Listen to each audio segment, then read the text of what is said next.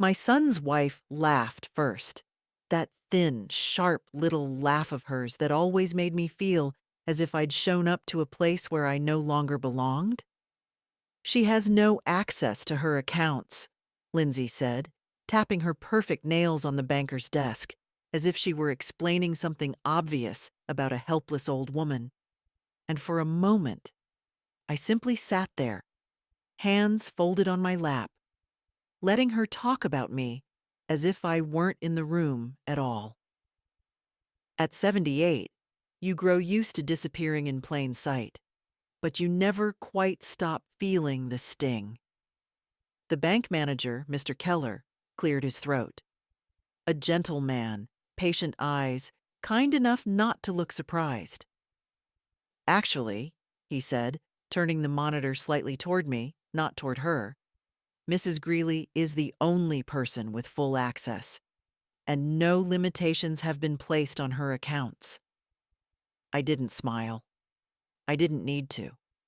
The silence that followed was satisfaction enough. Lindsay's face tightened. Barely. But I'd learned to read these little twitches. The woman could hide irritation the way some women hide gray roots, quickly, but not perfectly. "Oh," she murmured, straightening in the chair. "I must have misunderstood." She didn't look at me when she said it. She never did when she was wrong. Mr. Keller continued. "You mentioned wanting to discuss a change in permissions, Mrs. Greeley. You don't have to decide today." I nodded, though my mind was drifting elsewhere, back through years of small humiliations, brushed aside with polite smiles. I had come here because my son, Eric, said it would be safer if we organized my finances. He said the world wasn't made for elderly people navigating online banking. He said I should let them simplify things. And I, foolishly, had walked in believing a conversation awaited me. Instead, I found a conclusion already drawn, signed, and stamped, without me. "I'd prefer," I said slowly, choosing each word the way my late husband chose screws in his workshop, "to keep everything as it is. For now." Lindsay gave me that soft, patronizing smile people reserve for stubborn children. "Mom, we're just trying to help. You get so overwhelmed with paperwork." Paperwork. I had been a bookkeeper for 38 years. I could calculate tax returns in my sleep up until the year I retired. But of course, in their minds, memory weakens the moment your hair turns silver. You stop being trusted long before you stop being capable. "I'm not overwhelmed," I said quietly. Mr. Keller looked at me then, not at the older woman people assumed was confused, but at someone who understood exactly what was being taken from her. "Take all the time you need," he said gently. When we walked out of the office, the late winter sun felt colder than it should have. Lindsay marched ahead, heels clicking with irritation. Eric trailed behind her, shoulders stiff. My sweet boy. Once when he was little, he used to run back to take my hand at every curb, afraid I would fall. Now he didn't look at me. That was a different kind of stumbling, I suppose. Outside, by their car, Lindsay finally turned toward me. "You know, it would have been easier for everyone if you'd just signed the paperwork." Her voice was sugary, but her eyes were sharp. "I imagine it would," I answered. She opened her door with a flourish. "Think about what's practical, okay? You're not young anymore. Age. Always age. The excuse people use when they want permission to take pieces of your life away." "I'll think," I said. But the truth was, the thinking had already begun. Not because of their suggestion, but because of that laugh in the bank and the certainty behind it. The certainty that I was someone who couldn't possibly hold the keys to her own life anymore. I walked to the bus stop instead of accepting their offer to drive me home. The cold breeze steadied me. I realized something on that short walk. If I didn't start holding on to myself, soon there would be nothing left to hold. And maybe, just maybe, this was the day I stopped being someone who allowed herself to disappear. When I came home that afternoon, the house felt heavier than usual, as if it too had overheard the conversation at the bank and was now carrying the weight of it with me. I hung my coat on the hallway chair, the one my husband, Walter, carved 40 years ago, and for a moment, I rested my hand on the worn wooden back. It grounded me the way his voice once did. Quiet strength, nothing dramatic, just presence. The kettle whistled before I even realized I'd turned it on. Habit. Tea solves nothing, but it fills the silence enough that you can breathe in it. I poured it, sat down at the kitchen table, and let the steam blur the room for a moment. Funny how memory works. You live decades, and yet the things that surface are never the big events. Today, it was something small. Eric, at 12, sitting at this same table, telling me he'd gotten a bad grade and was terrified of disappointing us. Walter laughed, pulled him into a hug, and said, "Son, you're not a grade. You're a person." And Eric cried into his father's shirt, relieved. Where did that boy go? Or maybe the question is harsher. When did we stop being the people he wanted to protect? The tea cooled, untouched.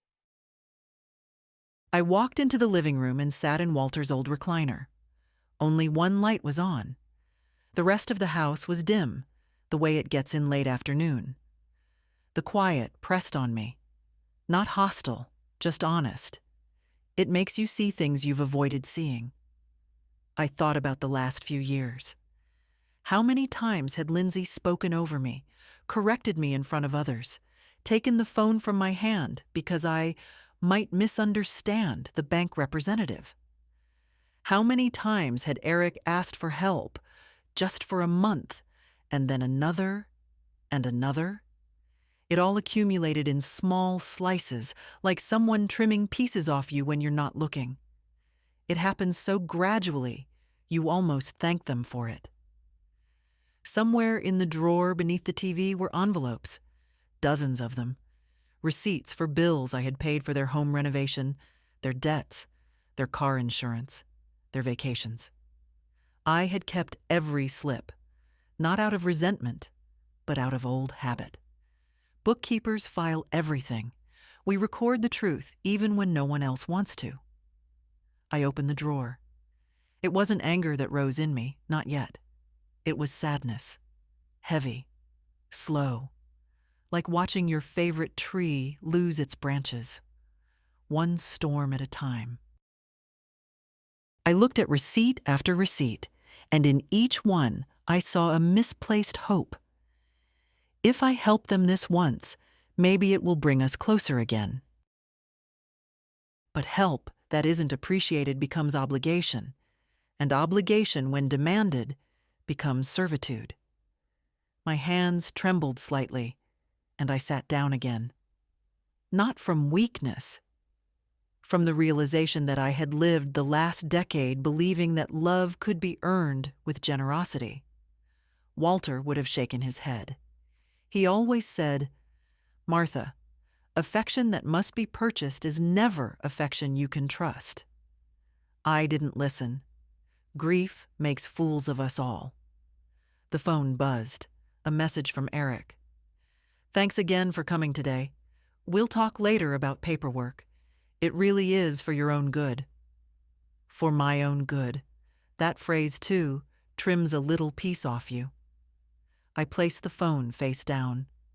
The sun dipped behind the neighbor's roof and the house darkened further. I didn't turn the lights on. The shadows helped me see more clearly. I understood, sitting in that dim room, that today had simply opened a crack, a small, sharp one, in the shell I'd built around myself. A shell made of politeness, compliance, and the hope that if I stayed quiet, no one would take more from me. but cracks widen. Cracks let the truth in. And the truth was simple. I had allowed myself to become useful instead of loved, convenient instead of respected, present only in ways that benefited others. I wasn't angry, not yet, but something in me was waking.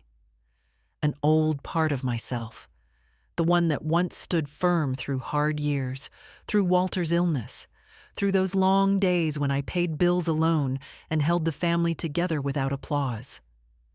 I poured out the cold tea and washed the cup. The night settled softly around the house, and for the first time in a long while, I didn't feel afraid of the silence. It felt almost companionable, and somewhere inside it, a thought formed, steady, solid, undeniable. If I don't draw the line now, they will erase me completely. That was the truth I carried to bed with me, and the truth that wouldn't let me sleep. The next day, I woke with the kind of heaviness that sits not in the body, but in the mind. A quiet weight. The sort that tells you the world has shifted a little, even if no one else notices. I moved slowly through the morning, washed my face, brushed my thinning hair, buttoned my cardigan. Simple things. Familiar things. They steadied me. Around noon, I received a message from my son. Don't forget dinner tonight at our place. 6 p.m. As if I were a child prone to forgetting. As if he hadn't already sent that same reminder twice this week. I stared at the screen for a long moment. Dinner. Yes. The weekly ritual. The one I never declined even when I should have. A habit of affection from someone who no longer offered much of it in return. I replied with a single word. Coming. But by the time I arrived at their house, a tall, polished townhouse I'd helped pay for, something in the air felt off. The driveway was full of unfamiliar cars.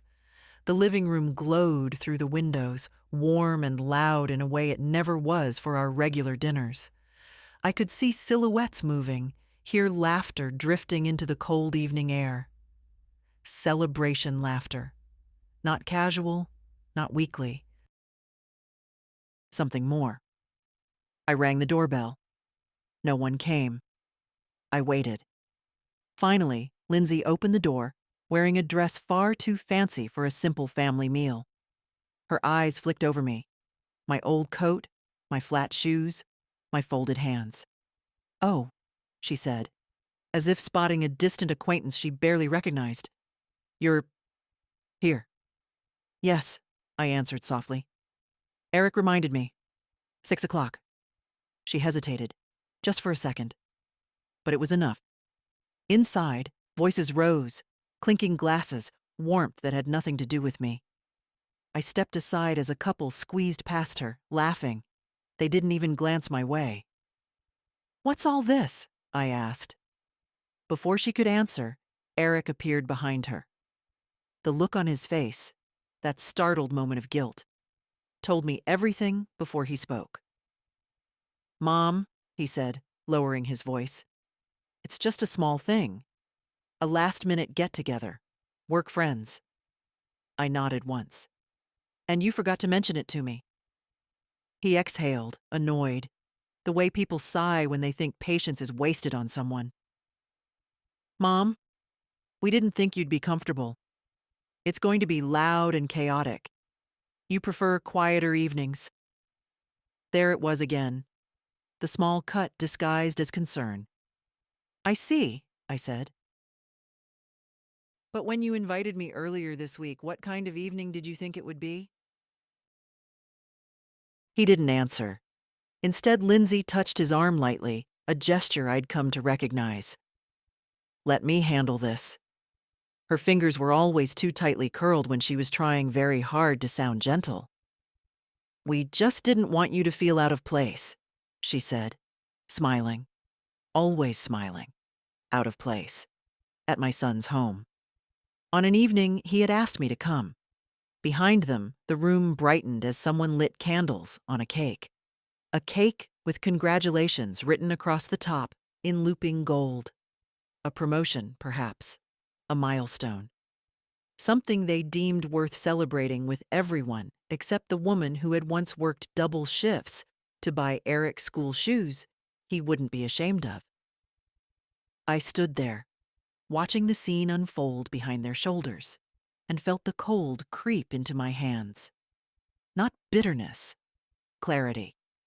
The realization that this wasn't an accident, not the first slight, not an isolated oversight. It was a pattern. A decision made long ago, perhaps unconsciously, that I was decorative, optional, easy to exclude. "Mom," Eric said finally, "why don't we do dinner another night? Something just for us. Quiet. Proper." He said proper as if this were a polite compromise. As if I were a stubborn guest refusing to cooperate. Lindsay added softly, "Yes, another night would be better." Better for whom? I looked at both of them. Not with anger, but with a kind of tenderness for my own foolish hope. For all the times I'd excused these moments, smoothed them over, whispered to myself that they hadn't meant it. "All right," I said, stepping back. "Another night." Relief washed over their faces. Too quickly, too visibly. Eric closed the door without waiting to see if I'd turned away. Outside, the wind was colder. The streetlights flickered on one by one. I stood on the sidewalk as the laughter rose behind the closed door. I wasn't angry, but something inside me, something long asleep, drew a quiet breath. I walked home slowly, feeling the night gather around me, and with every step I understood a little more. This was no misunderstanding. This was a choice, and soon I would have to make mine. I didn't sleep that night. Not fully. I closed my eyes, yes, but the mind has its own stubborn ways of staying awake. It picks through memories like an old seamstress sorting buttons, turning each over, weighing it, rejecting none. And somewhere in those restless hours, I saw things I hadn't let myself see before. Not in scenes of drama, but in small moments, the ones that tell the truth better than shouting ever could. By morning, the house felt colder, as if the walls themselves sensed that something in me had tilted off its old axis. I moved slowly through the kitchen, touching the familiar things. The chipped mug Walter loved, the spice jars with the faded labels, the little radio that hummed static more often than music. These objects had outlasted storms my family never saw. Maybe they would outlast this one too. Around noon, a knock sounded at the door, gentle, hesitant. Not Eric's hurried tapping, not Lindsay's sharp little pecks. This was softer, kind, the sort of knock someone uses when they're afraid you might be sleeping. I opened the door to see my granddaughter. Anna stood there with her backpack slung over one shoulder, cheeks flushed from the cold, her eyes, those calm, thoughtful eyes, searching my face before she spoke. "Grandma," she said, "can I come in?" I stepped aside. No need to ask why she was here. Anna was the only one in the family who ever came without needing something. In the kitchen, she pulled out a chair, but didn't sit until I sat first. A small gesture. Respect, woven into habit. Funny how rare that becomes. "I heard there was a party last night," she said gently. I kept my hands wrapped around my mug, warming them. A small gathering. Nothing important. She looked at me the way Walter used to when I claimed I was fine after slipping on the porch, with quiet disbelief. "Dad said the whole thing was last minute," she continued. "But that's not true, is it?" I didn't answer right away. I didn't need to. Some truths hover in the air even before they're spoken. Anna finally sat, folded her hands, and said in a low voice, "I knew something was wrong when Mom told me not to mention it to you. That's why I came today." Her words were soft, but they landed deep. For a long moment, neither of us spoke. The ticking of the kitchen clock filled the room like a gentle, persistent heartbeat. "You're not imagining it," I said finally. They didn't forget. They decided. Anna's face tightened. Hurt first, then anger, then something like shame, as if she were responsible for the choices of adults who should have known better. "I'm sorry," she whispered. "You've done nothing wrong," I said. "Nothing at all." She blinked quickly, the way young people do when they refuse to cry. I poured her tea. It always struck me how this simple act could still make me feel necessary, as if there were at least one person left in the world who didn't see me as a burden. "Grandma," she said after a moment, "why do you let them treat you like this?" There was no accusation in her voice, only sadness. I took a long breath. Because sometimes, when you've loved someone for so long, you start confusing what they were with what they are, and you keep hoping the old version will return. Anna nodded slowly. "But it doesn't." "No," I said. "It rarely does."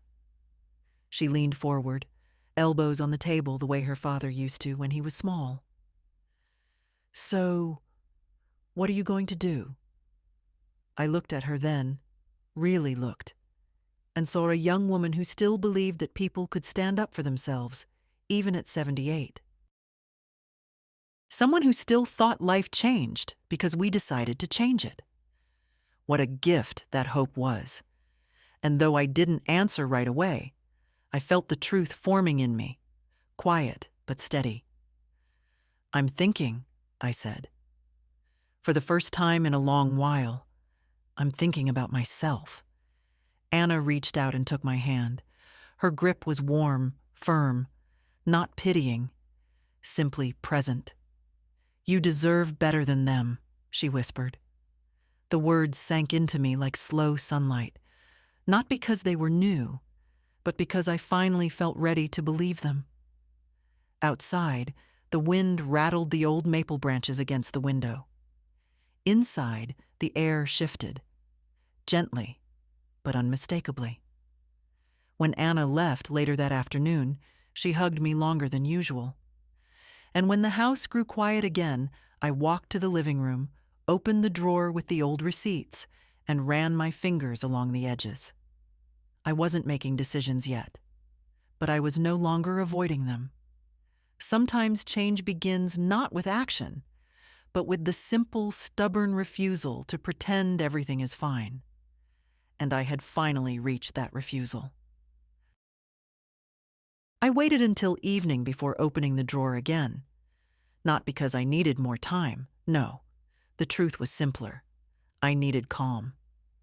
Decisions made in anger grow crooked, like trees bent by the wind. I didn't want crookedness in my life anymore. The drawer slid open with a soft scrape. Inside lay the envelopes, stacked so neatly you'd think they contained something precious. But they held only receipts, small histories of my silence. I took out the thickest bundle and carried it to the table. The kitchen light hummed overhead, a low, steady sound. It felt right, like a companion rather than a nuisance. I unfolded the first slip.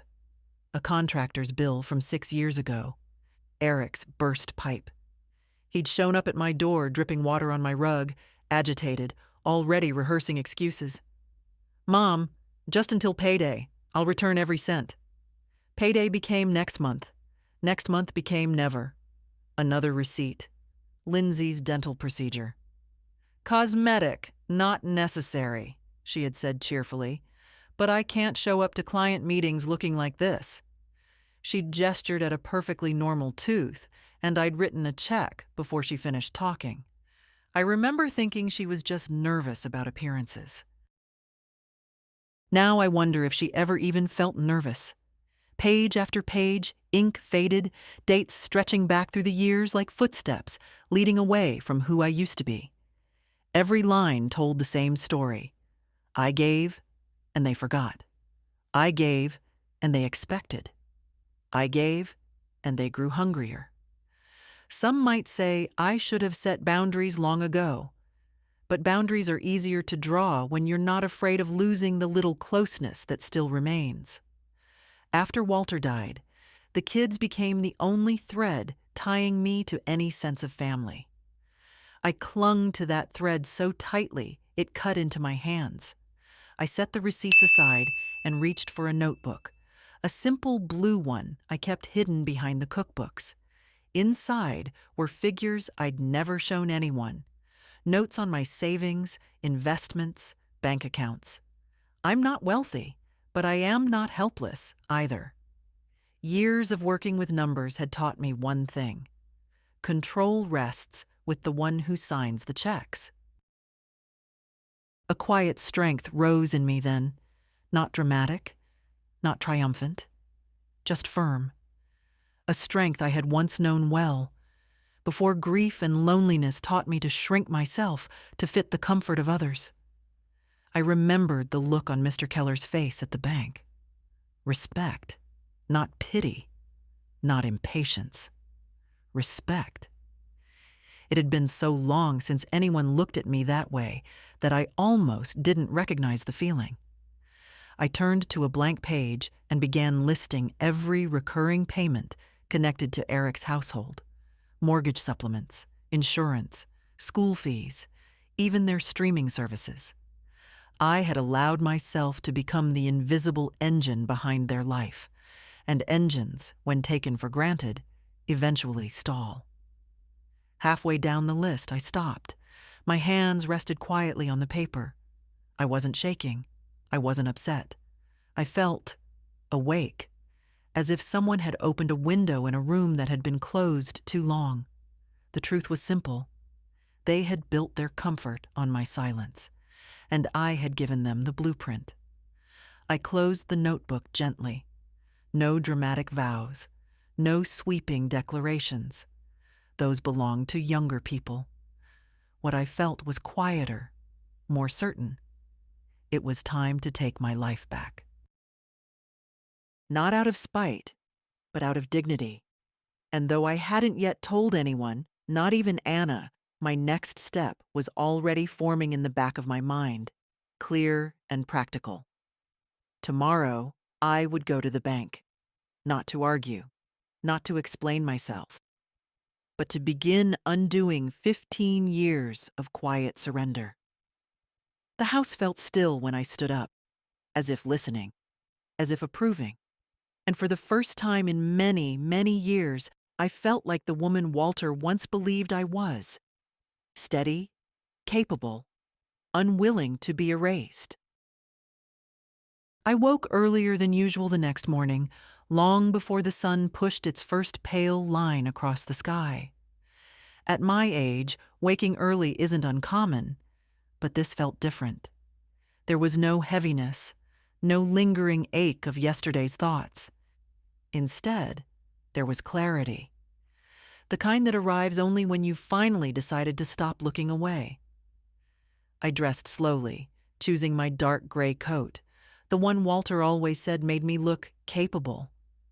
Funny how a single word can travel through decades and still hold shape. Capable. I wanted to feel that way again. The air outside was sharp, cold enough to sting the lungs. I walked to the bus stop instead of calling a taxi. The steady rhythm of my steps helped settle my mind. By the time I reached the bank's double-glass doors, my heart wasn't racing. It was simply steady, ready. Inside, the warmth surprised me. Banks used to feel intimidating: marble counters, stern faces. But this one was quiet, modern, almost gentle. Mr. Keller noticed me right away. He stood from his desk with a soft smile, not the kind people reserve for the elderly, but the kind they give to someone expected. "Mrs. Greeley," he said, "I wondered if you'd return today." "So did I answered truthfully. He gestured toward his office. We walked in together, and he closed the door behind us. I sat down, folded my hands, and for a moment looked at the framed photograph on his desk. His wife, 2 little boys. A family that still looked at one another with warmth. I remembered that kind of warmth. Once. "What can I help you with today?" he asked gently. I opened my notebook, the blue one I had filled last night, and placed it between us. "I'd like to cancel all recurring payments connected to my son's household," I said. My voice didn't waver. Every single one. Mr. Keller didn't look surprised. He merely nodded, respectful. "We can certainly do that. It may take a few minutes. And," I added, "I want to revoke any pending permissions or access requests Eric or his wife may have made, even informal ones." This time, Mr. Keller's eyebrows lifted slightly. Not in judgment, but in acknowledgement, the way a man might lift his hat in the presence of something worth noting. "Consider it done," he said. He typed for a long moment, the soft clack of keys steady and calm. When he finished, he turned the monitor toward me again, just as he had the day before. "Everything is frozen," he said. "All authorizations removed. Your accounts are under your control alone. My control alone." 3 simple words, and yet they felt like a door unlocking. "Do you want formal statements printed?" he asked. "Yes," I replied.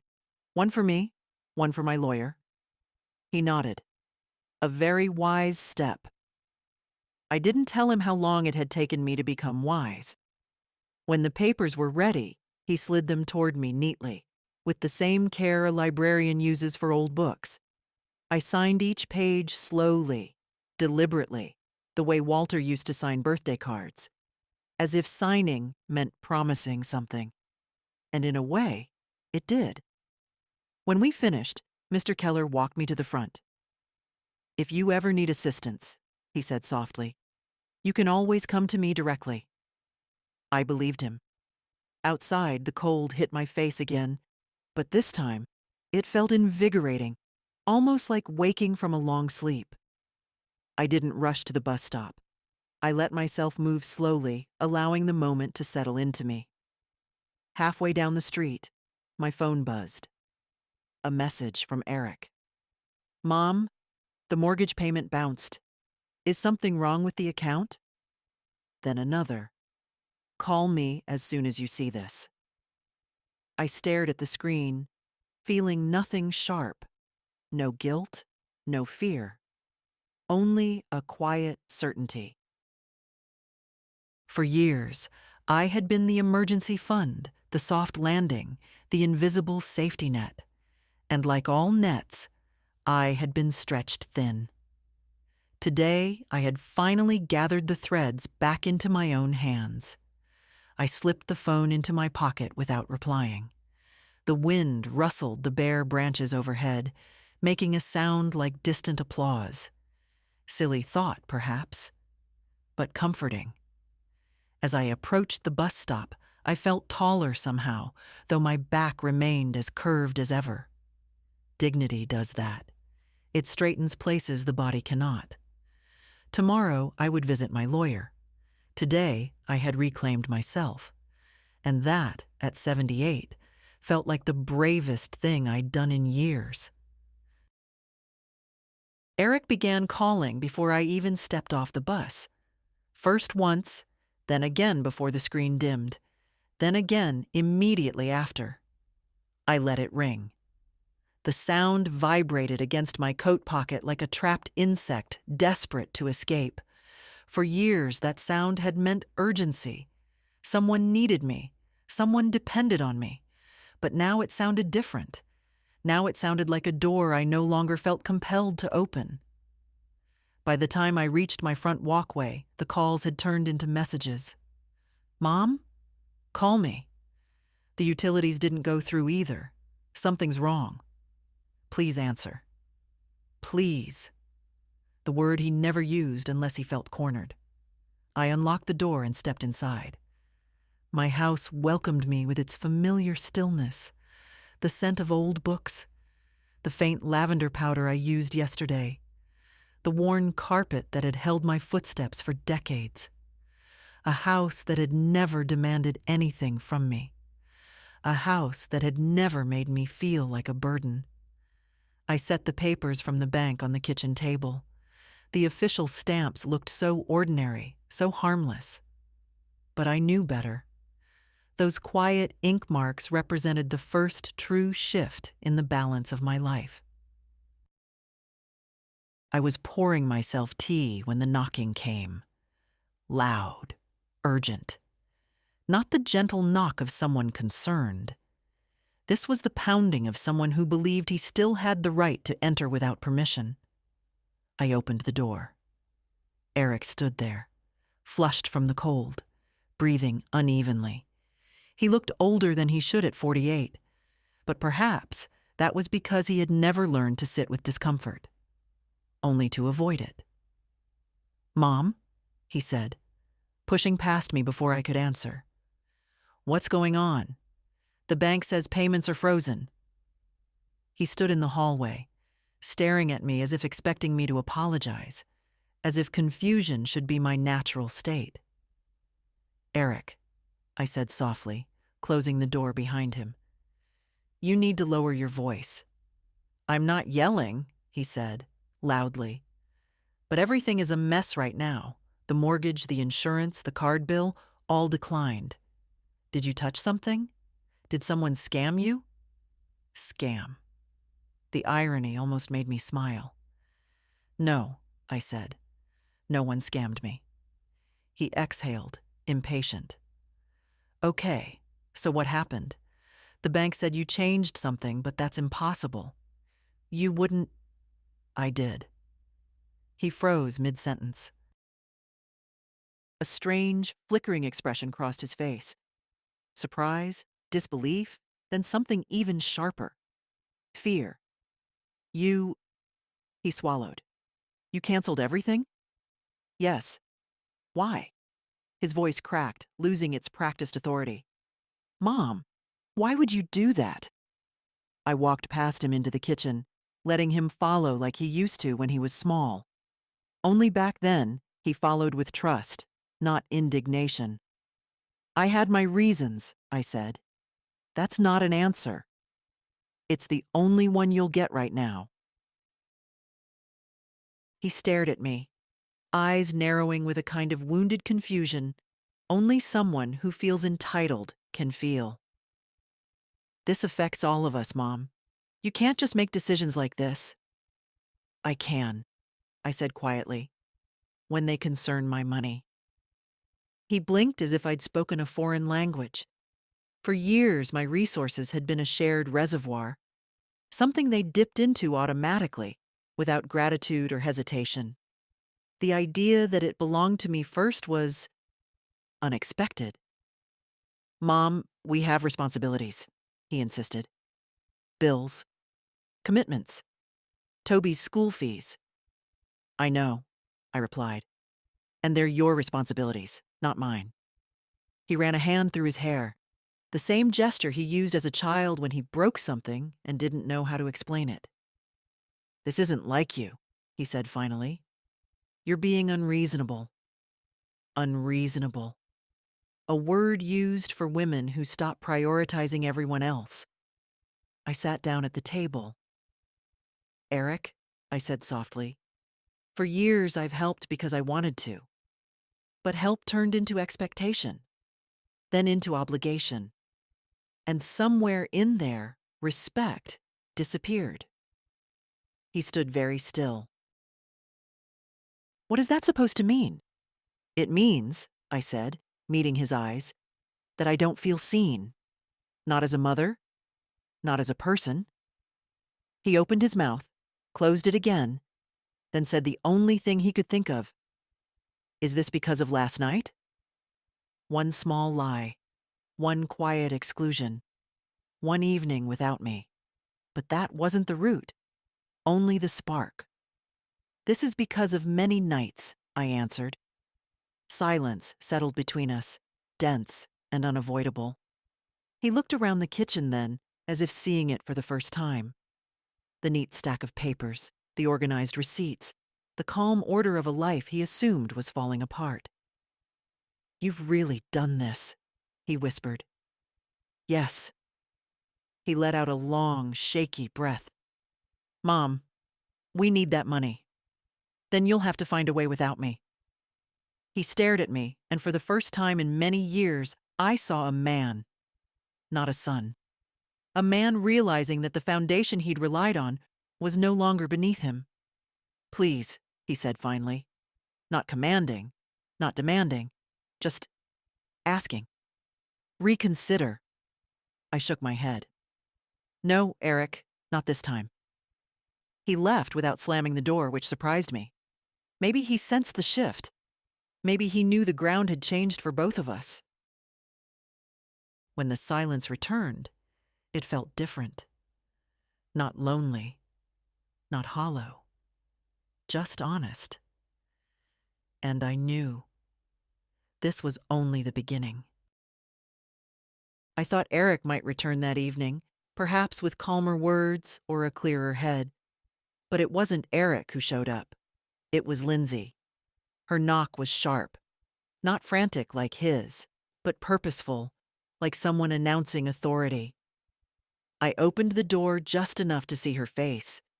She was wearing a coat far too thin for winter, but her expression was what struck me.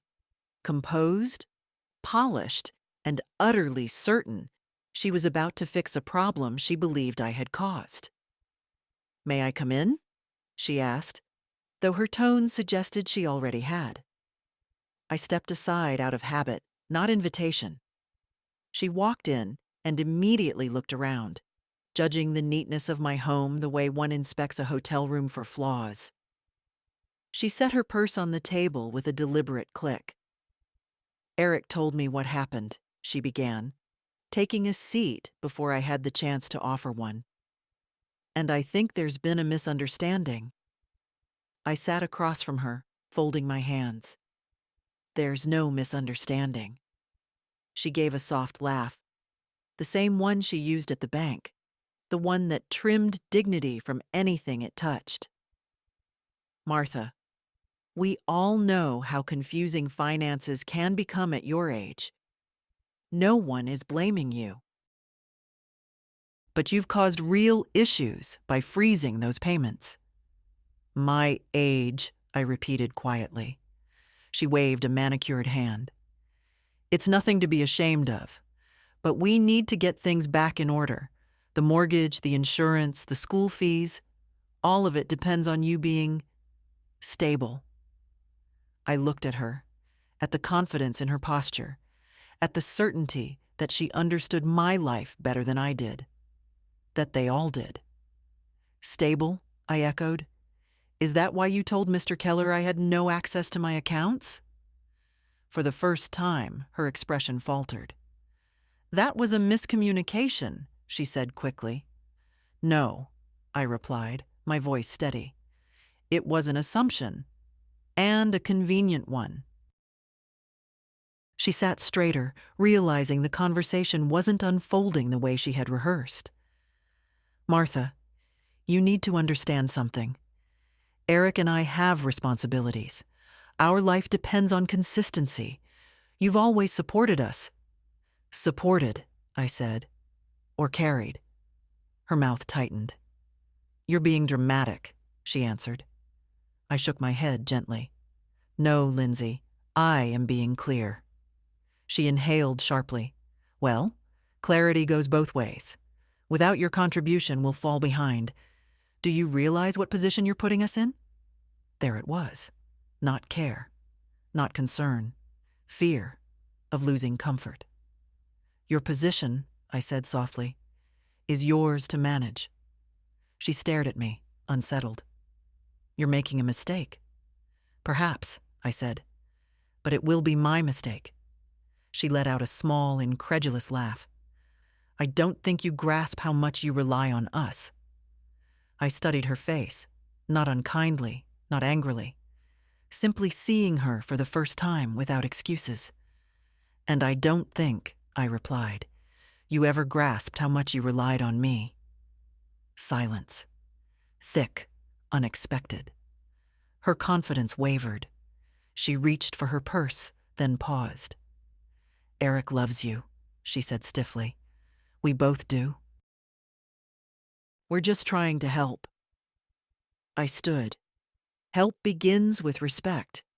I haven't felt that in a long time. For a moment, something vulnerable flickered across her expression, irritation mixed with disbelief.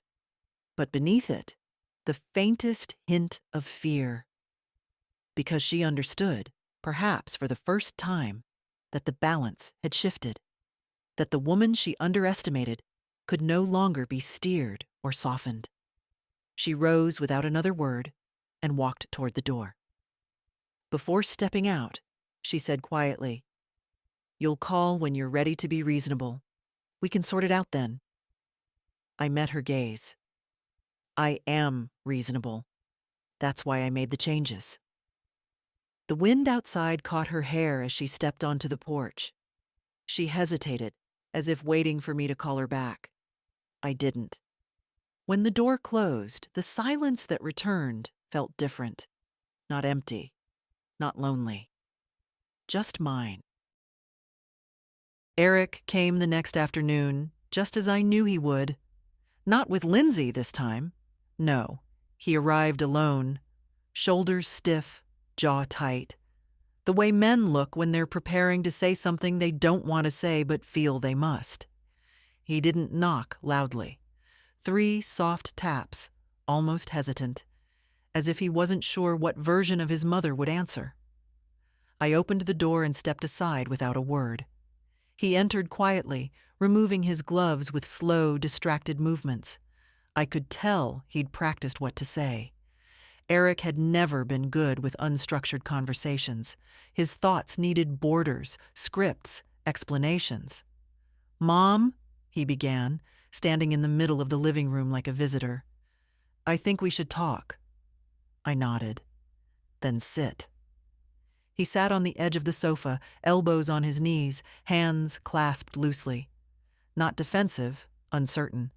A boy again, not a man. I sat across from him in Walter's recliner, feeling its familiar gev beneath me. "I'm worried about you," he said.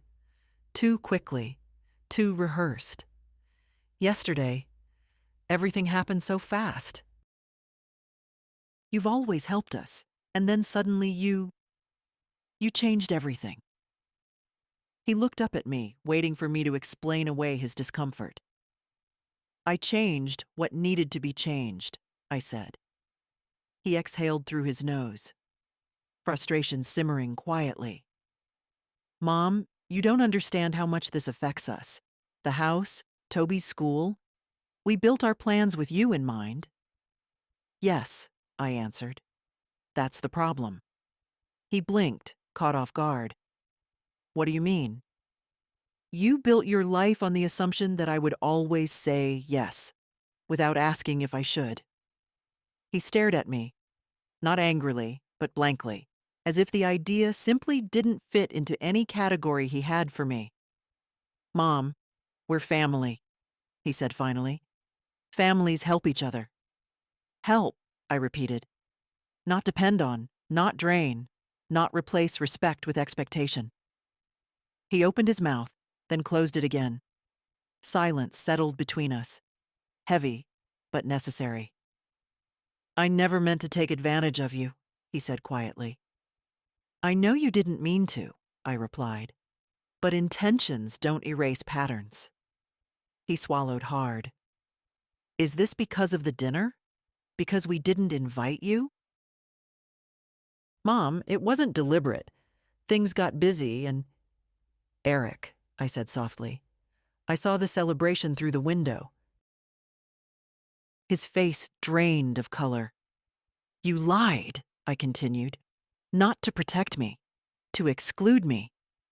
He looked down at his hands, thumbs rubbing together anxiously. It wasn't like that.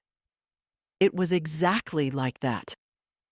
He didn't argue, not because he agreed, but because he finally understood he couldn't reshape the truth anymore.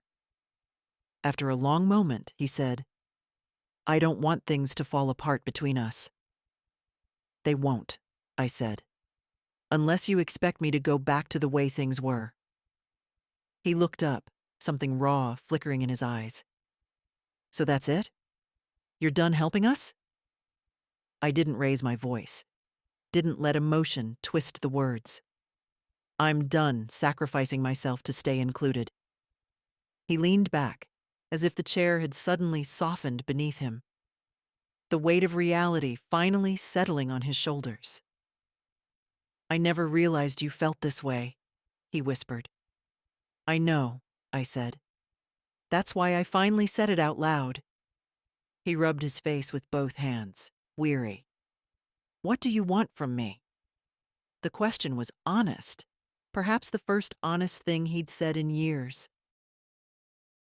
I want, I replied quietly, for you to remember I'm a person, not a resource. He looked at me then, really looked, and for a moment, I saw the boy who used to run to me with skinned knees, asking if I was proud of him. I'm sorry, he said, voice unsteady. I should have been better. I nodded. You still can be. He stood slowly, as if unsure whether he was allowed to leave or expected to stay. Mom? What happens now? I rose and walked him to the door. Now, I said gently, you learn to stand without leaning on me, and I learned to stop offering myself as something to lean on. He hesitated on the porch, hands in his pockets, looking smaller than he had in years. Will you let me visit? He asked. When you come as my son, I replied, not as someone managing me. He nodded, a small, humbled motion, and walked down the steps. When the door closed behind him, the house settled into silence again. But this time, the silence didn't feel like absence. It felt like space. I didn't go to the lawyer's office out of anger. That emotion had settled days ago, like dust after furniture is moved. What remained was something steadier, the understanding that if I didn't put my affairs in order now, someone else would try to do it for me later. And I had lived too long, endured too much, to let the end of my story be written by people who saw me only when they needed something. The law firm was in a renovated Victorian house on Willow Street, its wide porch sagging slightly the way old porches do. Inside, the air smelled faintly of lemon cleaner and paper. My attorney, Ms. Harper, greeted me with a warm, professional smile. A woman in her late 50s, brisk but not hurried, with eyes that suggested she listened more than she spoke. Mrs. Greeley, she said, shaking my hand. Come in. You mentioned on the phone that you'd like to revise some documents? Yes, I said. Quite a few. We sat. She behind her oak desk, me in a chair that had probably been chosen for comfort, but still felt too modern for my taste. She opened her notebook. Where would you like to begin? I took a breath. Not a shaky one, a grounded one. I want to update my will. And I want to establish a trust for my granddaughter, Anna. Something she can access when she's older, without interference. Ms. Harper nodded, jotting notes. A trust can absolutely be arranged. And regarding your will, are there beneficiaries you wish to remove or adjust? I looked down at my folded hands. They were older hands now, thin and marked, but capable still. Yes, I said finally. I want to leave Eric something modest. A small sum out of courtesy, but nothing more, and nothing to his wife. Ms. Harper didn't react with surprise, only the calm understanding of someone who'd heard such decisions many times. "May I ask why?" she said gently. "Because," I answered, "a person should inherit responsibility only for what they valued, and they did not value me." She paused, then nodded. "Understood." I appreciated that she didn't ask for details. Still, for a moment, I felt compelled to offer some context. Not justification, just truth. They assumed my resources belonged to them. They planned their lives around it. But the only person who ever asked how I was my granddaughter. Ms. Harper touched her pen to the page, thoughtful. "A trust for Anna, then, and adjusted allocations for the others." "Yes." We moved through other matters: power of attorney, medical directives, property deeds. She explained each document with clarity, never raising her voice, never speaking to me as though I were fragile. Respect. It's quiet, but unmistakable when it's present. When she finished drafting the preliminary paperwork, she slid a set of pages toward me. "Review these, and when you're ready, we'll finalize and notarize everything." I scanned the lines. They were clean, concise. Every choice reflected the shape of the life I was reclaiming. When I reached the trust section, I pictured Anna's gentle eyes, the way she held my hand without treating it as something breakable. She would be fine, more than fine. She would have something I never did, a start made from someone else's kindness. "Everything looks right," I said. Ms. Harper nodded. "This is sensible planning, Mrs. Greeley. It gives you control while ensuring your wishes are protected." Control, not over others, over myself. As I signed the documents, a strange feeling washed over me. Not triumph, not relief. Something quieter. The sensation of stepping back into my own skin after years of being talked over, managed, directed. When the last signature was done, Ms. Harper collected the papers carefully. "If you need anything revised in the future, just call. You're in full command of these decisions." Full command.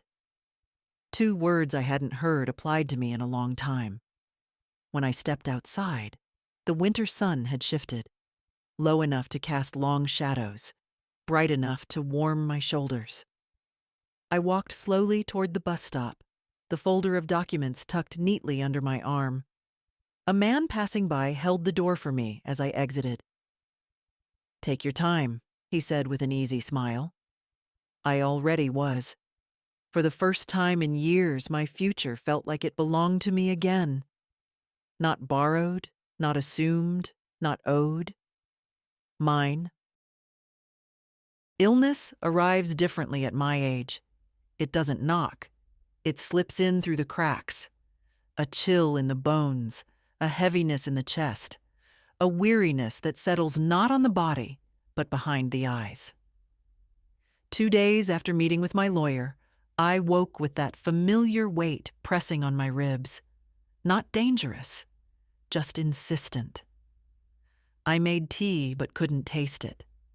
The house felt colder, though the thermostat hadn't changed. I wrapped a blanket around my shoulders and lowered myself into Walter's old recliner. My breath came shallow, tired. Age is a patient visitor. It never rushes, but it always reminds. I wasn't frightened. I'd lived too long to fear discomfort. What I feared was being seen as fragile again, as someone who needed to be managed. So I didn't call Eric. I didn't call anyone. But Anna called me. "Grandma?" she said the moment I answered. "You sound off. Are you all right?" She hears everything. The tremor in a single word, a strain hidden beneath politeness. She must have inherited that from Walter. He could read silence better than most men read newspapers. "I'm just tired," I said. It's nothing. Tired how? She pressed gently. I could have lied, but the truth felt safer with her, the kind that doesn't go away with sleep. She was at my house within 20 minutes. Anna rushed in with flushed cheeks and a grocery bag dangling from her wrist. Sit, she said softly, already dropping her coat over a chair. She unpacked soup, crackers, ginger tea, 2 lemons, and a small jar of honey. Simple things, thoughtful things. Grandma, she said, kneeling beside me, you should have called. And said what? I answered. That old age is doing what old age does. She frowned, placing a cool hand on my forehead. You're warm, and you're pale. I'm 78. That's almost a job description. She didn't laugh. She didn't scold. She simply moved around the kitchen with soft efficiency, heating the soup, fixing the tea, pulling a blanket from the linen closet. She didn't treat me like someone fading. She treated me like someone valuable. Anna, I said when she brought the tray over, you don't need to fuss. She looked up, eyes steady. I'm not fussing. I'm taking care of you. That's different. I felt something loosen in my chest. Not the illness, but the old knot of loneliness I'd tied myself into after Walter died. All those years believing I was alone simply because no one showed up. Yet here she was, showing up. She stayed for hours, studying at the table while I drifted in and out of sleep. Every so often, I'd open my eyes to find her watching me with that thoughtful expression of hers. Protective, but not possessive. Did my dad call you today? She asked quietly during one of those moments. No. Will he? Eventually, when the consequences get too loud to ignore. She nodded, not surprised. Grandma, do you ever regret helping him all those years? I considered that. Regret is a sharp word, too sharp for what I felt. No, I said finally. But I regret assuming help would return affection. That was my mistake. Anna reached for my hand under the blanket, giving it a warm, gentle squeeze. I'm glad you're doing what's best for you now. I closed my eyes again, not from exhaustion alone, but from gratitude. Gratitude that someone in this family had learned how to listen. Later, as evenings settled into the walls, Anna made sure I had water, turned off the kitchen light, and laid a hand on my shoulder. I'll come back tomorrow, she said. Call me if you get worse. Promise. I promise, I whispered. After she left, the house grew quiet again, but not empty. Her kindness lingered, filling the space like soft light. And as I drifted toward sleep, one truth settled deeper than the ache in my bones.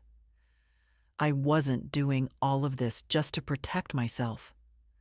I was doing it because someone in my life still deserved the best of me, and she would have it. I felt better the next morning, not fully restored, but steadier. My breath no longer dragged, and the ache behind my ribs had softened into something manageable. I moved through the house slowly, making tea, opening curtains, letting light settle into corners that had been dim for too long. But just as sunlight crept across the living room rug, a different kind of shadow appeared. Not in the room, but in my phone. A message from Lindsay. We need to talk. Immediately. No greeting, no question of how I was feeling. Just urgency packaged as authority. A few minutes later, the second message arrived. I spoke to someone at the bank. They wouldn't give me details. But I know you changed something. This is serious. Serious. A word people use when they feel their grip slipping. I set the phone down and continued with my tea. Illness teaches you patience, but it also sharpens your sense of what deserves your energy. That morning, their panic did not qualify. It wasn't until nearly 11 that the inevitable happened. A car door slammed outside, followed by footsteps on my walkway. Sharp, clipped steps. Steps that belonged to someone who believed she was marching toward a problem she intended to correct. I opened the door before she had the chance to knock. Lindsay stood there, wrapped in a scarf too bright for her mood. Her expression was tight, brittle at the edges. "You didn't answer my messages," she said. "I wasn't obliged to," I replied. She brushed past me, the way people enter spaces they assume will yield to them. But when she stepped into the living room, something shifted. Maybe it was the stillness of the house. Maybe the open folders on the table. Maybe the realization that the person she expected to intimidate was no longer waiting to be told what to do. She turned to me sharply. "Martha, this has gone far enough. The bank won't talk to me, and Eric is beside himself. You've put us in an impossible situation." I sat down slowly in Walter's old chair, letting her energy collide with my calm. "I haven't put you anywhere," I said softly. "You put yourselves there." Her jaw tightened. "We have a partnership in this family. Financial decisions affect all of us." "A partnership requires consent," I answered, "not assumption." She crossed her arms. "You are being manipulated. Someone convinced you to change things." "Yes," I said. "I convinced myself." She blinked, thrown off balance for a moment, then recovered. "I don't think you realize the consequences. Without your contributions, we're stretched thin. Very thin." "That sounds difficult," I said. "That sounds," she snapped, "avoidable." I studied her carefully. Not unkindly, but realistically. She wasn't malicious. She was entitled. Entitlement grows quietly, the way ivy wraps around brick until the wall beneath can't breathe. "Lindsay," I said, "you and Eric built a life beyond your means, assuming I would always shoulder the overflow. I won't do that anymore." She stared at me, as if expecting the sentence to reverse itself. "This is irresponsible," she said finally. "You're not thinking clearly." "I'm thinking clearly for the first time in years." Something cold flickered behind her eyes. "If you're not willing to reverse those changes, we'll have to explore other options." "Such as?" I asked, though I already knew. People like Lindsay always had one threat tucked away, polished and ready. "Legal oversight," she said. "Financial guardianship. If you're making decisions that harm the family or yourself." I held up a hand. "Stop." She froze, mid-sentence. "Do you know what the bank told me yesterday?" I asked quietly. "That I am the only person with access, that I hold full authority, and that there were attempts, multiple attempts, to request permissions on my accounts without proper justification." Her cheeks flushed. "I was helping." "No," I said. "You were preparing." Silence pooled between us. She looked at me, then not with irritation, but something far more revealing. Fear. Not of me, but of the shifting ground beneath her. Of a future where I was not an endless resource. "I'm not your adversary," she said at last, her voice softer. "I just want stability." "We all do," I replied. "But stability built on someone else's erasure is not stability. It's dependence disguised as normal." Her shoulders drooped, just slightly, the first crack in her certainty. "Please," she said finally, "reconsider." I shook my head. "No, Lindsay. I won't reconsider being treated as if my life belongs to someone else." She stood very still. Then, without another word, She picked up her purse and walked toward the door. At the threshold, she paused, as if waiting for the old version of me to call her back. I didn't. The door closed softly, not a slam, not an exit made in triumph or anger, just an ending. And when the silence returned, it felt like breath returning to a long, compressed lung. I was not fragile. I was not confused. I was not theirs to manage. I was simply, finally, myself. 2 days passed before Eric came again, not with the frantic urgency of before, nor with Lindsay's polished certainty.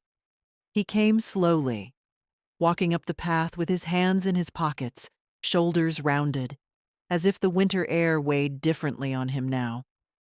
He looked like a man approaching a truth he could no longer outrun.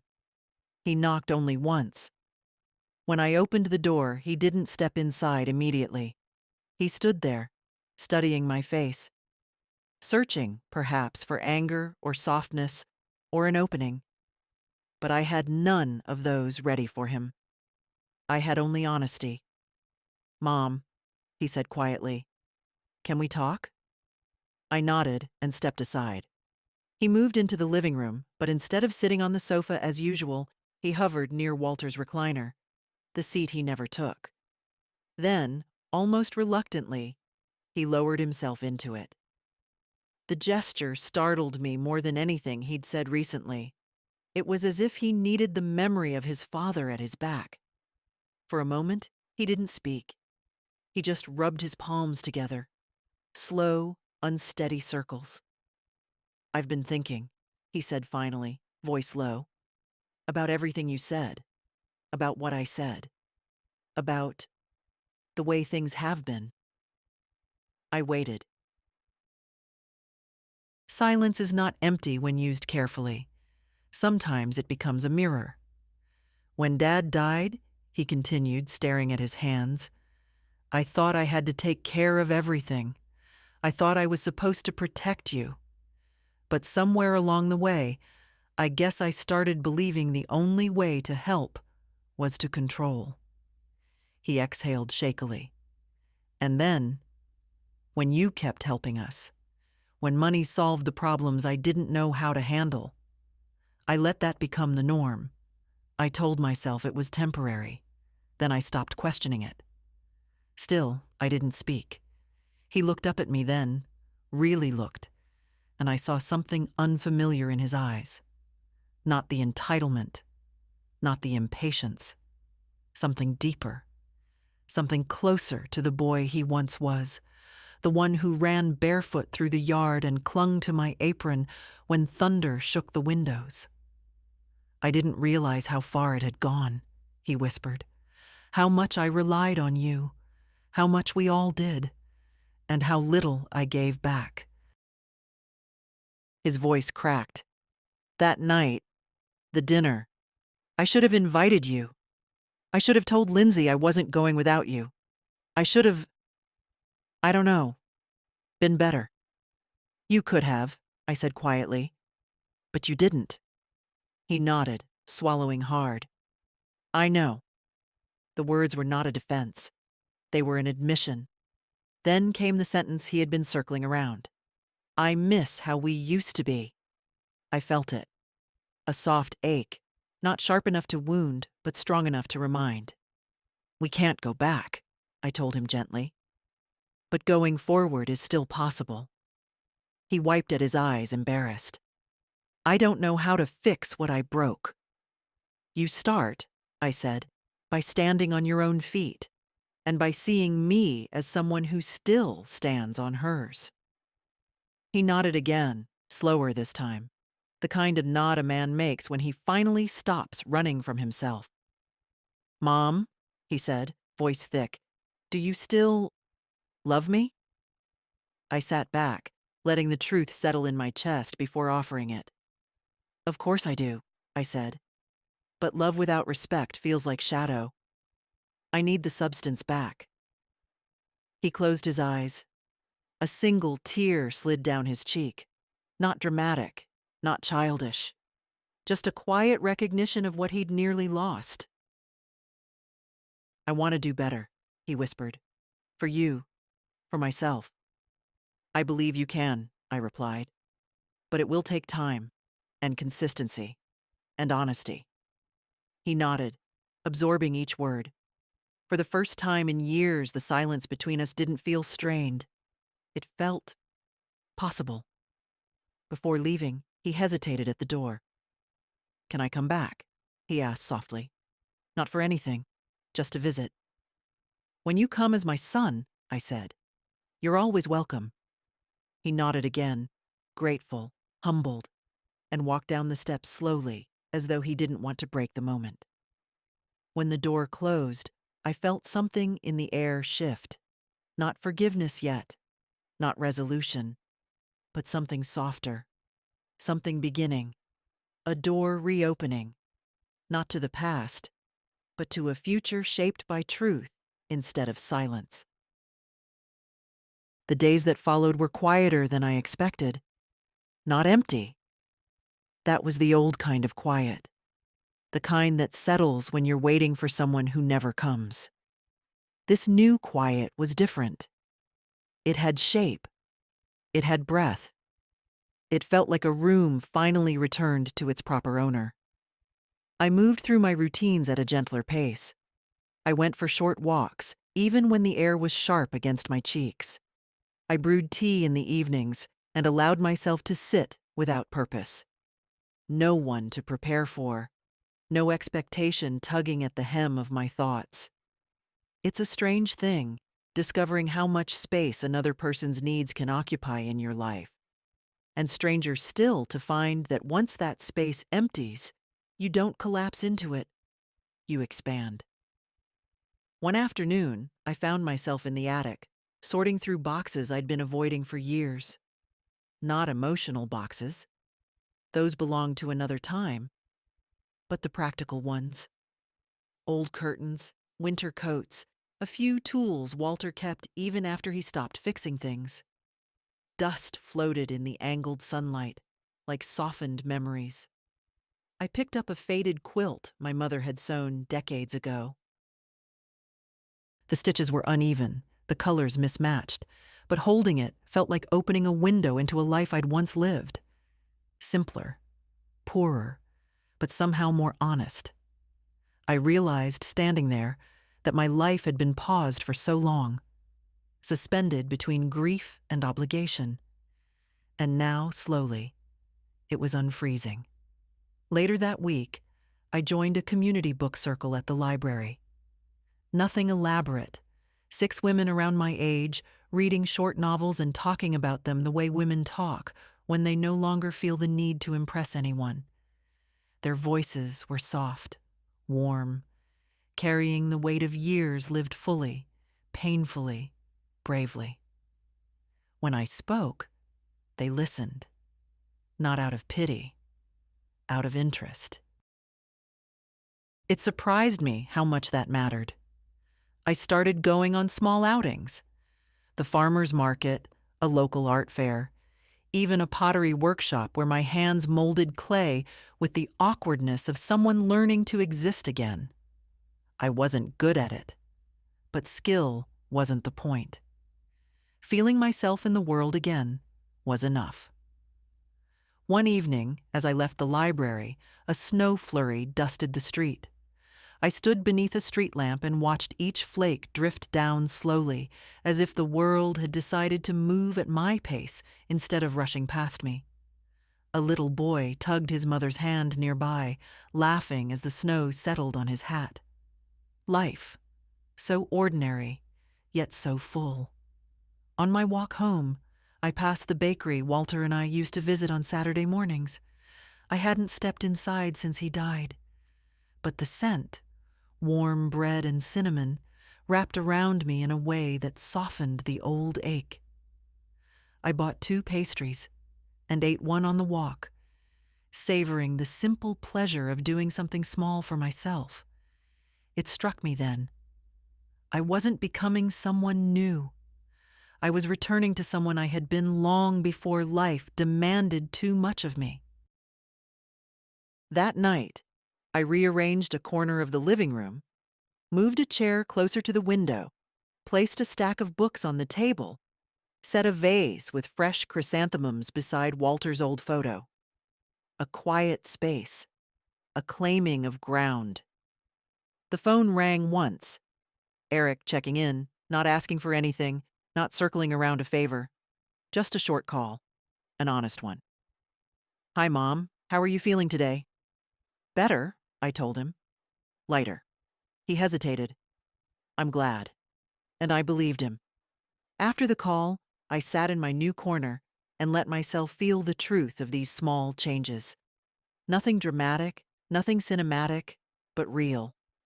Life wasn't suddenly bright or easy, but it was mine again, inch by inch. And that, at 78, was a quiet triumph I didn't need to announce to anyone. I had expected the final shift to come quietly, the way most changes arrive at my age. But life has a way of offering its last lessons with a kind of gentleness, as if it knows you can't carry anything heavy anymore. It happened on a Sunday afternoon. The sky was pale, almost white, the kind of sky that makes the world look softer. I was in my small corner by the window, reading one of the books from the library circle, when I heard footsteps on the porch. Hesitant, slow, almost careful. When I opened the door, Eric and Anna stood there together. He wasn't holding his shoulders like armor this time. He looked almost shy, like he wasn't sure I'd want to see him. Anna stood close, but not protective, simply present, her hand resting lightly on his arm. "Hi, Mom," he said. "Hello, Eric. Can we come in?" Of course. They stepped inside, and the three of us sat at the table. My kitchen had hosted heavier moments, but this one carried a different weight. Not sorrow, not confrontation. Just truth wanting a place to sit. Eric cleared his throat, then tried again. "I've been thinking a lot these last few weeks. Really thinking. Not the way I used to. Rushing to fix whatever felt uncomfortable, but sitting with things." His fingers traced the grain of the table, the way Walter used to when he searched for words. "I didn't realize how much I'd leaned on you, or how little I gave back." I didn't interrupt. I didn't soften the silence. I simply waited. "I'm sorry," he said. Not rushed, not defensive, but with a steady sincerity that didn't need decoration. Not just for the dinner, for all the years I didn't see you, for assuming you'd always make room for my needs, even when there was no room left for yours. His voice thinned with emotion. "You deserved better from me." Anna placed her hand over his, grounding him the way Walter used to ground me with a single steady look. "I know you're not asking for anything," Eric continued, "but I want—" He stopped, searching for words. "I want to build a different relationship with you, one that isn't built on taking." I let the quiet stretch. Then I reached across the table and touched his hand lightly. "I believe you," I said, "and believing you is enough for today." He nodded, relief softening his features. We talked a little more, about nothing urgent, about his work, about Anna's studies, about the book I was reading. The kind of conversation families have when they trust each other enough not to need anything from one another, except presence. Before leaving, they hugged me. Not out of guilt, not out of fear, but out of love rediscovered. Different love. Grown-up love. Love that doesn't demand or assume, but simply stands. When the door closed behind them, the house felt warm again. Not because anything dramatic had changed, but because something essential had finally settled into its rightful place. Dignity. Mine. And his. I walked back to my little reading corner and sat down, letting the winter light spill across my lap. I felt a kind of peace I hadn't known in years. Not the peace that comes from being needed, but the peace that comes from being whole. My life wasn't perfect. It never had been. But it was mine now. Every inch of it. Every choice. Every boundary. Every quiet morning and gentle evening. And I thought to myself, not with triumph, but with calm satisfaction, I didn't win anything. I simply stopped losing myself. As the sun dipped lower, I closed my book and looked out the window, watching the faint shimmer of frost settle along the fence line. A woman can rebuild her dignity at any age. A mother can reclaim herself even after years of being overlooked. And a family can grow again, not from obligation, but from honesty. If you've been quiet too long, if you've shrunk yourself to make room for others, if you've mistaken usefulness for love, let my story be a small reminder. It is never too late to choose yourself. Never too late to stand up gently. Never too late to reclaim your life with steady, quiet hands. And if this touched something in you, share it, tell someone, or leave a word behind. Stories like ours shouldn't be lived in silence.